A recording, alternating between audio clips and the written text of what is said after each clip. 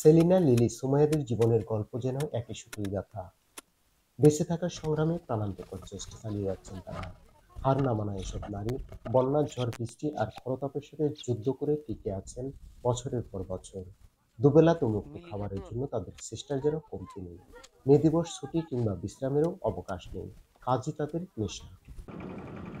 টাঙ্গাইলের প্রমত্ত যমুনার দুর্গম চরে তাদের বসবাস। একটু ভালো থাকার জন্য, পরিবারের অন্যদের একটু ভালো রাখার জন্য কাজের মধ্যে ডুবে থাকেন এসব সংগ্রামী নারী। মে দিবসের দিনে দুপুরের প্রখর রোদে ক্ষেত থেকে বাদাম তুলছিলেন তারা। ক্লান্তি যেন তাদের স্পর্শ করতে পারছিল না, তবে ক্যামেরার সামনে কথা বলতে সংকোচ প্রকাশ করছিলেন।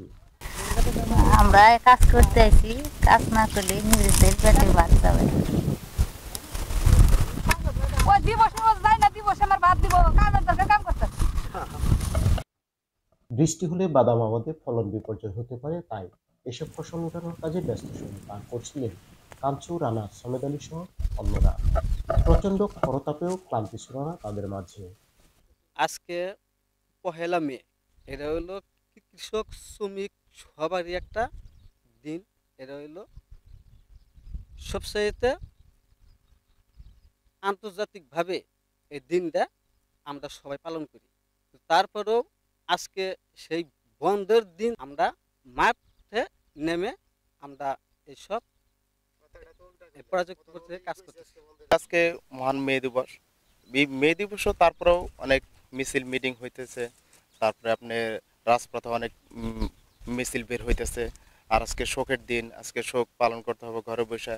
তারপর আমরা মাঠে আসছি আমাদের পেটের দায়ে মাঠে আসা এই কারণে হলো সংসার অনেক চালাতে হয়, অনেক কষ্ট হয়।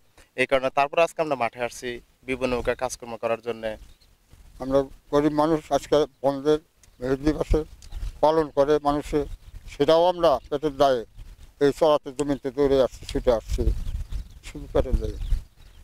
আমাদের এই বালুর চর, মনে করেন দোসার মাটি, এখানে আমাদের বাদাম বাড়ি 8 বাড়ি 9, এগুলো আমরা খুব লাভবান হব ইনশাল্লাহ। এই বছর আমার ফসল ভালো।